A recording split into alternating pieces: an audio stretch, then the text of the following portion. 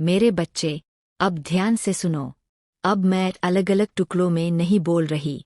अब जो भी कहूंगी वह एक ही प्रवाह में, एक ही सांस में तुम्हारे भीतर उतर जाएगा। यह शब्द तुम्हारे कानों के लिए नहीं है, यह तुम्हारी आत्मा के लिए है। जिस इंसान को तुम आज रोते हुए, गिड़गिड़ाते हुए माफी मांगते देख रहे हो, उसकी माफी तुम्हारे लिए नहीं है। वह माफी उस भय से जन्मी है जो अब उसके भीतर हर पल बढ़ता जा रहा है। वह डर कि अब सच ज्यादा देर छुपा नहीं रह पाएगा। वह डर कि अब मुखौटा उतरने वाला है। वह डर कि अब खेल उसके हाथ से निकल रहा है। मेरे बच्चे, याद रखो, जिसने तुम्हारे सामने खुद को भोला और मासूम दिखाया, उसी ने तुम्हारी पीठ पीछे तुम्हारे विश्वास की कीमत लगाई। तुमने जिसे अपना संसार समझा, उसने तुम्हें अपने जीवन में एक विकल्प बनाकर रखा।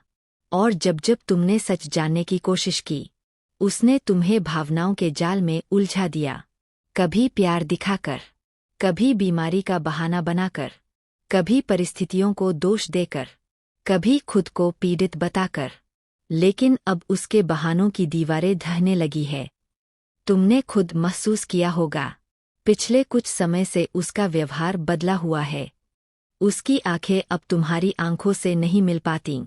उसकी आवाज में पहले जैसा आत्मविश्वास नहीं रहा। उसकी बातों में तालमेल नहीं है। क्योंकि झूठ जब ज्यादा समय तक बोया जाए तो वह बोझ बन जाता है। मेरे बच्चे, मैं वही शक्ति हूँ जो समय से पहले संकेत देती है। और आज जो मैं तुम्हें बता रही हूँ, वह कोई कल्पना नहीं है।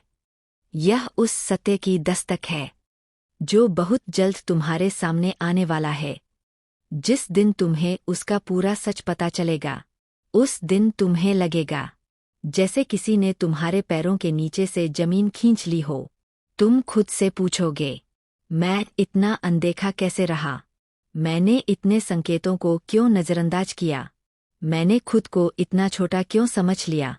लेकिन मेरे बच्चे, ये सवाल तुम्हें तोड़ने नहीं आएंगे। ये सवाल तुम्हें मुक्त करने आएंगे। सत्य जब सामने आता है तो पहले वह दर्द देता है।